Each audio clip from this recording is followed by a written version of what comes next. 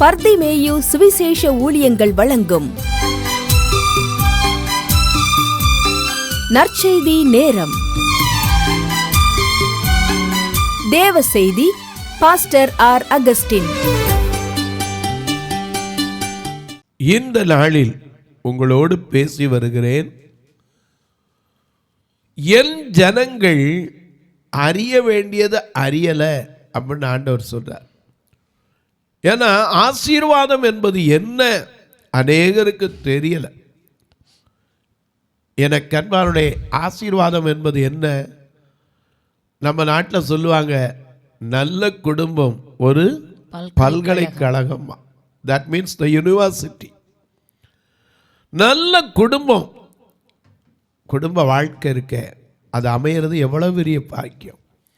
என வேதம் சொல்லுது, குணசாலியான ஸ்திரியை கண்டுபிடிப்பவன் யார்? அவள் விலை முத்துக்களை பார்க்கிலும் அதிகம் உயர்ந்தது. எனக்கு அன்பானுடைய வாழ்க்கையில இன்னைக்கு எல்லாம் இருக்கலாம், ஆனா அது ஆசீர்வாதம் சொல்ல முடியாது. ஆசீர்வாதம் என்பது எது? ஆண்டவர் நமக்கு அழகாய் எழுதி கொடுத்தார். வேதத்தின் மகத்துவங்களை எழுதி கொடுத்திருக்கிறார். ஆனால் அது அறியலையே, அதான் பிரச்சனை. உங்களுடைய வேதாகமத்தை மறுபடியும் எடுத்து திருப்பிக் கொள்ளுங்கள். ஓசியா 8ஆம் அதிகாரம் 12ஆம் வசனத்தை எல்லாரும் அப்படி தேடி எடுக்கிற வரைக்கும் நீங்களும் நானும் பாடுமா?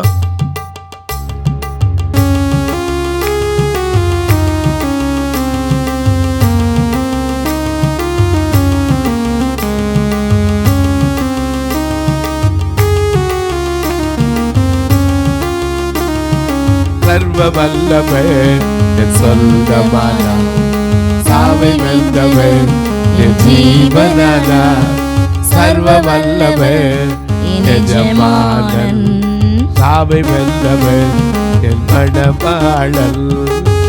ஆகா இது அதிசயம் தானே, ஓ இது பொன்மை தானே, ஆகா இது அதிசயம் தானே, இது பொன்மை தானே. சர்வ வல்லவர் என் சொந்தமான, சாவை வென்றவர் என் ஜீவனானா, சர்வ வல்லவர் என் எஜமானன், சாவை வென்றவர் என் மணவாளன்.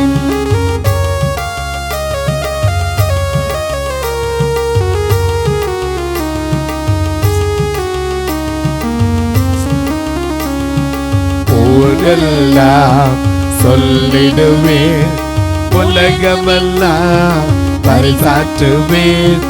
ஊரெல்லாம் சொல்லிடுவேன், உலகமெல்லாம் பரிசாற்றுவேன். ஜீவிக்கிறார் என் இயேசு, சீக்கிரமாய் வந்திடுவார். ஜீவிக்கிறார் என் இயேசு, சீக்கிரமாய் வந்திடுவார். சர்வ வல்லவர் என் சொந்தமானா, சாவை வென்றவர் என் ஜீவனானா, சர்வ வல்லவர் என் எஜமானன், சாவை வென்றவர் என் மணவாளன்.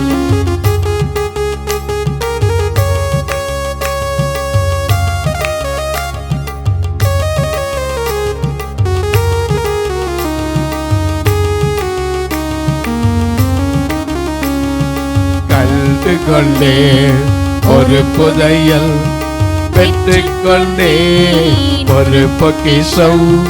கண்டு கொண்டே ஒரு புதையல், பெற்றுக்கொண்டே ஒரு பொக்கிஷம்.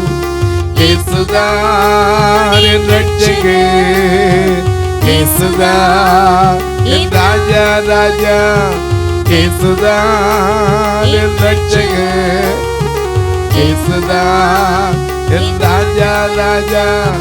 சர்வ வல்லவர் என் சொந்தமான, சாவை வென்றவர் என் ஜீவனானா, சர்வ வல்லவர் என் எஜமானன், சாவை வென்றவர் என் மணவாளன். எல்லாம் எடுத்திருப்பீங்க. வாசிக்க சொல்லட்டுமா? ஓசியா 8:12. என் வேதத்தின் மகத்துவங்களை அவர்களுக்கு எழுதி கொடுத்தேன். நல்ல கவனிங்க, ஆண்டவர் எழுதி கொடுத்தார். மோசைய மலைக்கு வர சொல்லி, பாப்பா உனக்கு சிலவற்றை கற்றுக் கொடுக்க வேண்டும் என்று அழைத்தார். அம்மலை மேலே ஏறி போய் 40 நாள் இரவும் பகலும் உபவாசத்தோடு இருந்து தேவன் கையினாலே எழுதி கொடுத்த கற்பலகை இதை வாங்குறதுக்கு போயிருந்தான். அதுக்குள்ள ஜனங்களுடைய புத்தி என்ன ஆயிடுச்சு தெரியுமா? யாத்திராகமம் 32ஆம் அதிகாரம் 1-2 வசனத்தை பாருங்க. யாத்திராகமம் 32:1-2 வசனத்தை பாருங்க. மோசே மலையிலிருந்து இறங்கி வர தாமதிக்கிறதை, மலையிலிருந்து இறங்கி வருகிறதற்கு தாமதிக்கிறதை ஜனங்கள் கண்டபோது அவர்கள் ஆரோனிடத்தில் கூட்டம் கூடி அவனை நோக்கி, எகிப்து தேசத்திலிருந்து எங்களை வழிநடத்தி வந்த மோசேக்கு என்ன சம்பவித்ததோ அறியோம். ஆதலால் நீர் எழுந்து எங்களுக்கு முன் செல்லும் தெய்வங்களை எங்களுக்காக உண்டு பண்ணும் என்றார்கள். உடனே அமைஞ்சனா உங்கள்கிட்ட இருக்க எல்லாத்தையும் கொண்டாங்கன்னு எல்லாம் கலட்டி கொடுத்துட்டான். கடைசியில் ஒரு கண்ணுக்குட்டியை செஞ்சு கண்ணுக்குட்டி டான்ஸ் நடக்குது. அப்பதான் மோசே அங்கிருந்து இறங்கி வரார். எவ்வளவு அவருக்கு வேதனை இருந்திருக்கும்.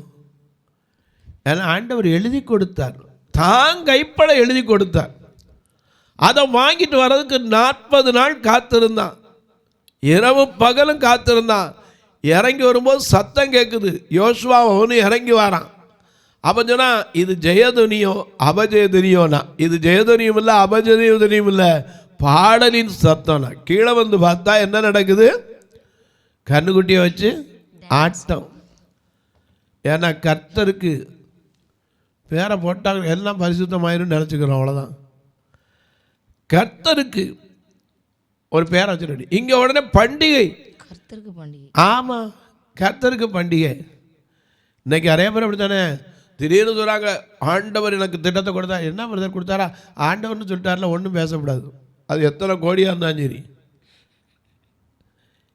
கண்வானோடே அறிந்து கொள்ளுங்கள், கண்ணுக்குட்டியை வச்சு ஆடின உடனே மோசே கோபத்தில் என்ன செஞ்சுட்டான்?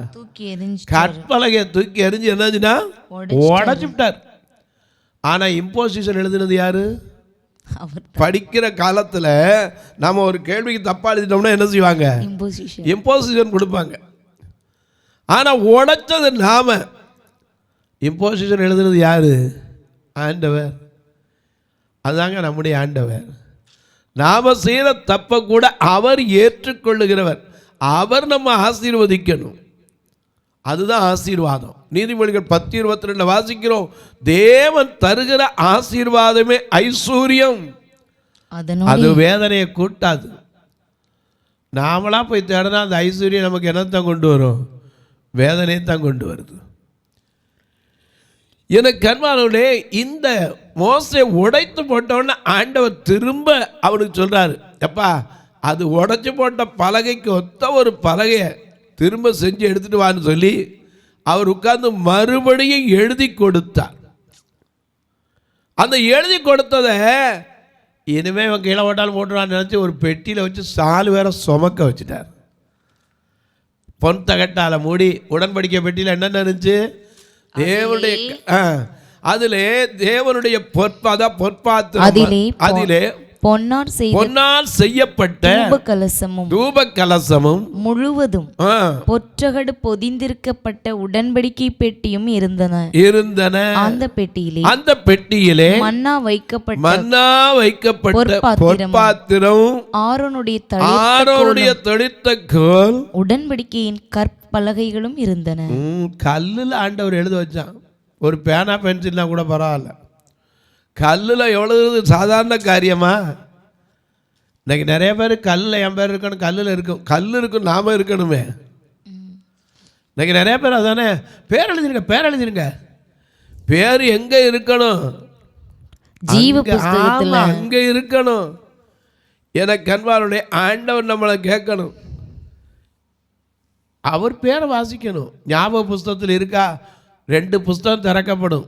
ஒரு நாள் நாம் சாகும்போது 2 புஸ்தகம் திறக்கப்படும். ஜீவ புஸ்தகம் திறக்கப்படும், வேற புஸ்தகமும் திறக்கப்படும். ஜீவ புஸ்தகத்தில் பேர் இல்லாதவன் ஆமா, நம்முடைய பேர் எங்க இருக்கு? நாம பாடுறோம், என்ன பாடுறோம்?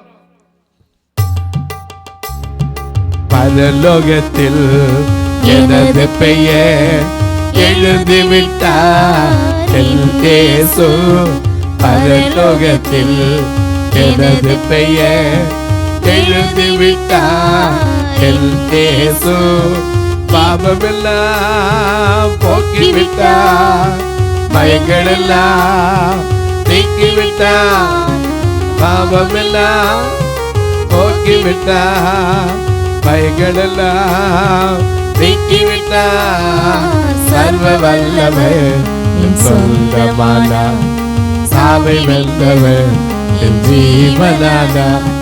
சர்வ வல்லவர் என் எஜமானன், சாவை வென்றவர் என் மணவாளன். எங்க எழுதணும்? நம்முடைய பேர் அங்கே இருக்கணும். அங்கே ஜீவ புஸ்தகத்தில் இருந்தால் போதும். இங்கே பேரெழுதி என்னத்தை கண்டோம்? ஒன்றும் கிடையாது. எனக்கு கண்பால் ஆசீர்வாதம் எது? அங்கே 9 ஆண்டவர் கூப்பிடணும். எப்படி கூப்பிடணும்? வாருங்கள் என் பிதாவினால் ஆசீர்வதிக்கப்பட்டவர்களே. மத்தேயு 25:34 வாருங்கள் என் பிதாவினால் ஆசீர்வதிக்கப்பட்டவர்களே, உலகம் உண்டானது முதல் உங்களுக்கு என்று ஆயத்தம் பண்ணப்பட்டிருக்கிற ராஜ்யத்தை சுதந்தரித்துக் கொள்ளுங்கள். அப்படி சுதந்தரிக்கணும்னா நாம என்ன செய்யணும்? ஆசீர்வாதத்தை எப்படி செலவழிக்கணும்? ஆசீர்வாதம்னா என்ன? பசியா இருந்தா எனக்கு போஜனம் கொடுத்தீங்க, தாகமா இருந்தேன் தாகத்தை தீர்த்தீங்க, அந்நியனா இருந்தேன் சேர்த்து கொண்டீங்க, வஸ்திரம் இல்லாதிருந்தேன் வஸ்திரம் கொடுத்தீங்க, காவலில் இருந்தேன் என்னை பார்க்க வந்தீங்க, இருந்தேன் என்னை விசாரிக்க வந்தீர்கள். அப்ப கேட்டாராம், எப்பப்பா நான் உங்களை விசாரிச்சு எப்போ என்னை பார்த்தீங்க? அவர் சொன்னாரு, எப்போ உங்களை கண்டோம்? எல்லாரும் கேட்டாங்க, நாங்க எங்க உங்களை பார்த்தோம்? இந்த ஏழை சிறியரின் என் சகோதரனான இவர்களின் ஒருவனுக்கு எதை செய்தீர்களோ அது எனக்கே செய்தீர்கள் என்று ராஜா வருகையில அங்க சொல்லப்படும். நீ கொடுத்த தண்ணி, சாப்பாடு, வஸ்திரம், நீ செஞ்ச உதவி எல்லாம் அங்க எழுதப்பட்டிருக்கும். இங்க எழுத வேண்டியது இல்லை. இங்க எழுதி என்னத்தை வச்சோம்? கணக்கில் தான் வச்சோம், ஒன்றும் இல்லை. அங்க போகும்போது ஆண்டவர் கேட்பார், எப்பா என்ன செஞ்சிருக்கேன்? நமக்கு என்ன ஆசீர்வாதம்லாம் கொடுத்துருக்கிறார், நாம் என்ன செய்திருக்கிறோம்? இன்னைக்கு ஆசீர்வாதம்னா என்னங்க? அவரோடு இருப்பது தான். இயேசுவோடு இருக்கணும், உம்மோடு இருக்கணுமே, உம்மை போல் மாறணுமே. இயேசு எல்லா இடத்துலையும் நடந்து என்ன செய்தார்? நன்மை செய்தார், சுற்றி தெரிந்தார். உம்மோடு இருக்கணுமே ஐயா, உம்மை போல் மாறணுமே. உம்மோடு இருக்கணுமே, உம்மை போல் மாறணுமே. ஒவ்வொரு மலை மேல வந்து வெளிச்சம் கொடுக்கணுமே, வெளிச்சம் கொடுக்கணுமே. உம்மோடு இருக்கணுமே ஐயா, உம்மை போல் மாறணுமே.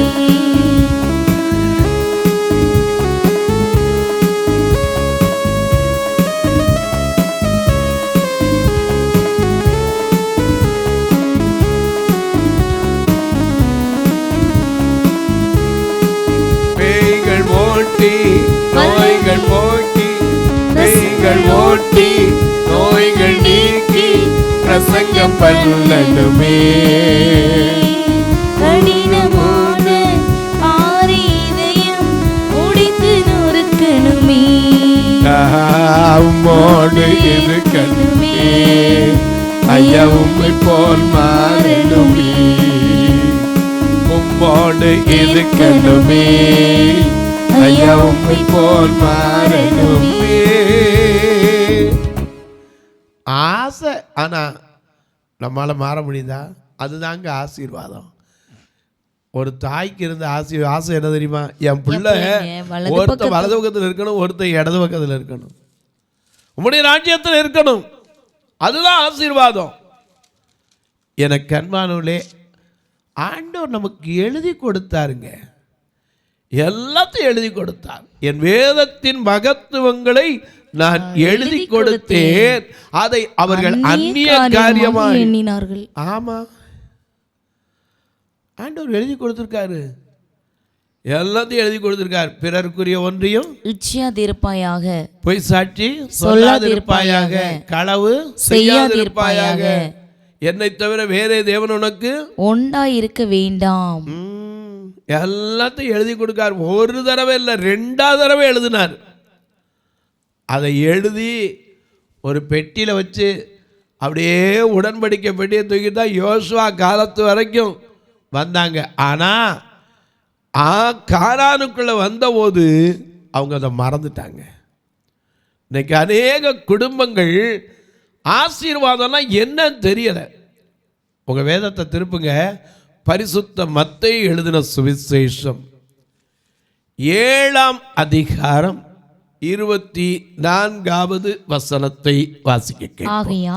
ஆகையால் நான் சொல்லிய, யார்? இயேசுவே சொல்றார், நான் சொல்லிய இந்த வார்த்தைகளை கேட்டு அவைகளின்படி செய்கிறவன் எவனோ அவனை கண்மலையின் மேல் தன் வீட்டை கட்டின புத்தியுள்ள மனுஷனுக்கு ஒப்பிடுவேன்.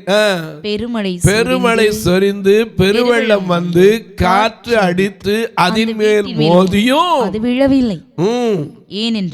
ஏனென்றால் அது கண்மலையின் மேல் அஸ்திவாரம் போடப்பட்டிருக்கு. நம்முடைய வார்த்தையில் அஸ்திவாரம் போட்டிருக்கோமா? அதுதாங்க ஆசீர்வாதம். பிரச்சனை எல்லாருக்கும் வரும். புத்தி உள்ளவனுக்கு வரும், புத்தி இல்லாதவனுக்கு வரும். ஆனால் நம்முடைய அஸ்திவாரம் எங்கே இருக்கிறது?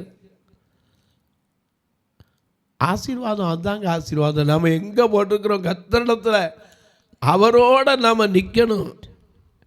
அதுதான் ஆசீர்வாதம். இன்னைக்கு ஆசீர்வாதங்கிறது இன்னைக்கு உலகத்தில் இருக்கிற ஐஸ்வர்யத்தை வச்சு அநேகர் என்னச்சுக்கிறோம்? ஆசீர்வாதம் ஆசீர்வாதம் ஆசீர்வாதங்கிறோம். முதல்ல நமக்கு விளங்கலை. யாக்கோபு போல மட்டும் இல்லை, ஆபிரகாம் இந்த பூமியில் எப்படி வாழ்ந்தார்? எபிரேயர் 11ஆம் அதிகாரம் 9ஆம் வசனத்திலிருந்து பாருங்க. எபிரேயர் 11ஆம் அதிகாரம் 9ஆம் வசனத்திலிருந்து கொஞ்சம் வாசிக்க பார்க்கலாம். அவர்களெல்லாம் எப்படி வாழ்ந்தார்கள்? ஏன்னா இன்னைக்கு ஜெபம் பண்ணும்போது ஆபிரகாமின் தேவனே, ஈசாக்கின் தேவனே, யாக்கோபின் தேவனே, அது மலையாளிட்ட போனீங்கன்னா இதே வார்த்தையை தான் ஜெபம் பண்ணுவாங்க. வாசிங்க. விசுவாசத்தினாலே அவன் வாக்குத்தத்தம் பண்ணப்பட்ட தேசத்திலே பரதேசியை போல சஞ்சரித்து. எப்படி? பரதேசியை போல. எந்த சொத்து சோமும் இந்த உலகத்துல என்னல்ல, நிரந்தரம் கிடையாது. ஆசீர்வாதம் எது தெரியுமா? இந்த பூமியில அவர் வரும்போது நாம அவருடைய கரத்தை பிடிச்சிக்கிட்டு நடக்கணும். அவர் வரும் நாளிலே கரவசைத்து அன்பாய் கூப்பிடுவாராம். எப்பா இங்க வாப்பா, என் பிதாவினால் ஆசீர்வதிக்கப்பட்டவனே இங்க வா. அவர் வரும் நாளிலே என்னை கரவசைத்து அன்பாய் கூப்பிட்டு சேர்த்துக் கொள்ளுவார். அவர் சமூகத்தில் அங்க ஆடி பாடி மகிழ்ந்து. அதுதாங்க ஆனந்தம். இந்த உலகத்துல குடிச்சு கூத்தாடுறதுல சந்தோஷம். ஆசீர்வாதம்னா என்ன? ஆண்டவர் நமக்கு எழுதி கொடுத்திருக்கிறார். எல்லாத்தையும் எழுதி கொடுத்திருக்கிறார். ஆனால் நமக்கு ஏன் தெரியல? எப்படி செய்யக்கூடாது, எப்படி வாழணும், எப்படி வாழக்கூடாது. உபாகமத்தில் நீங்கள் உட்கார்ந்து படித்து பாருங்க. ஒரு மாட்டுக்கு கூட என்ன நீதி, ஒருத்தர் துணி கடந்தா கூட அதில் எப்படி இருக்கணும். உதாரணமாக பாருங்க, உபாகமம் 22ஆம் அதிகாரத்துக்கு உங்களுடைய வேதத்தை திருப்புங்க. ஏன்னா ஆண்டவர் எழுதி கொடுத்தது எல்லாத்தையும் இல்லை, 10 கற்பனைகளை நமக்கு எழுதி கொடுத்தாரு. அதையே நம்ம இன்னும் மறந்துட்டோம். இங்க பாருங்க, உபாகமம் 22ஆம் அதிகாரம் 1 வசனத்துல சகோதரனுடைய மாடாவது, நல்ல மாட்டுக்கு கூட அங்க நீதி எழுதி வச்சிருக்காரு. ஒரு சகோதரனுடைய ஆடாவது வழி தப்பி போகிறதை கண்பாயானால் அதை காணாதவன் போல இருக்கக்கூடாது. நம்ம இன்னைக்கு எத்தனை பேர் அவங்க வீட்டு சும்மா இருக்கு, போட்டு விடு, அவன் இது நமக்கு என்ன, இருக்கக்கூடாது. அதை உன் சகோதரனிடத்துக்கு திருப்பிக் கொண்டு போக கடவாய். அதை திருப்பிக் கொண்டு போக கடவாய். உன் சகோதரன் உன் உனக்கு சகோதரன் உனக்கு சமீபமாயிராமலும் சமீபமாயிராமலும் உனக்கு உனக்கு அறிமுகமாயிராமலும் அறிமுகமாயிராமலும் இருந்தால் நீ அதை உன் வீட்டிற்கு கொண்டு போய் ஆ, அதை உன் சகோதரன் தேடி வரும் மட்டும் ஆ, உன்னிடத்திலே வைத்து ஆ. அவனுக்கு திரும்ப கொடுக்க கடவாய். எத்தனை பேர் ஆட்டை கொண்டு கோழியை கொண்டு வச்சிருப்போம் குழம்புல வச்சிருப்போம், அட்ரஸே இல்லாமல் ஆக்கியிருப்போம்.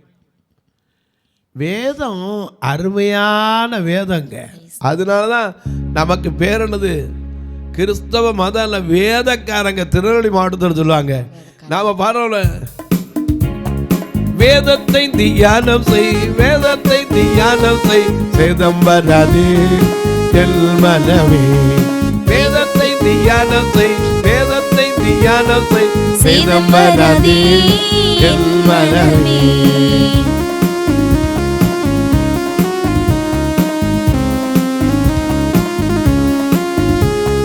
குறைகளை காட்டி மனையும் கண்ணாடி, குறைகளை காட்டி மனையும் கண்ணாடி, மலையை உடைக்கும் சமட்டி.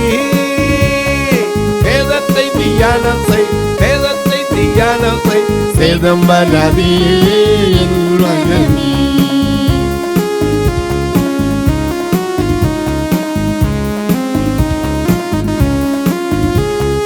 அழுக்கு கழுவும் அருந்தல் நீரும், அழுக்கு கழுவும் அருந்தல் நீரும், அழித்திடும் அக்கினியா.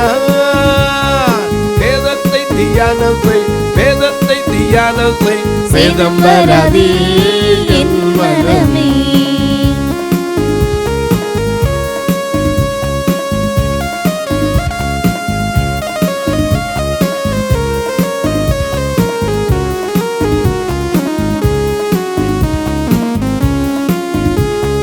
தெளிந்தே நீலம் மதுரம் உள்ளதாம், தெளிந்தே நீலம் மதுரம் உள்ளதாம், கழிப்புரை செய்திடலாம்.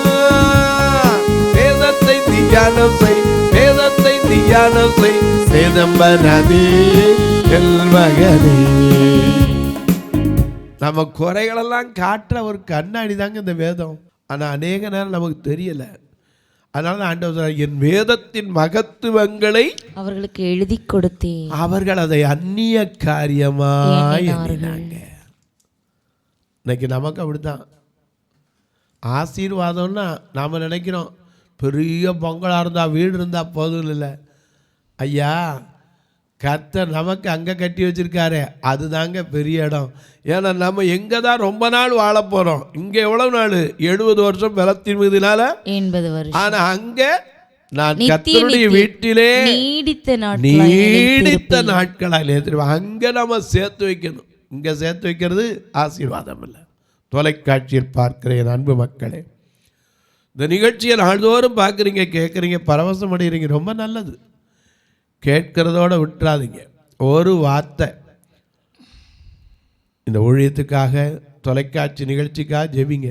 ஏன்னா ஒரு நாள் நிகழ்ச்சி வரும்னா 4000 ரூபா ரெக்கார்டிங்கை சேர்த்து 5000 ரூபா கட்டணும்.